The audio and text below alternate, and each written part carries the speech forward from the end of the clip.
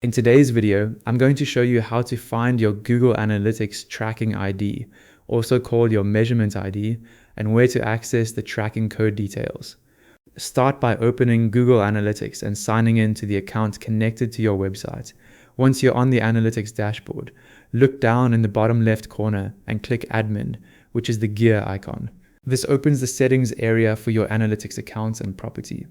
In the middle property column, find the data collection and modification section, then click data streams. Quick side note, if you want more straightforward Google Analytics tutorials, make sure you subscribe to Ecom Control. Now select your web data stream from the list.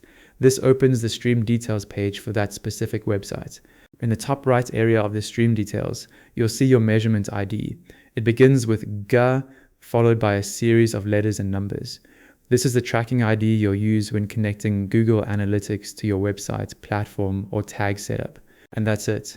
You found your Google Analytics measurement ID and access the details for your tracking code.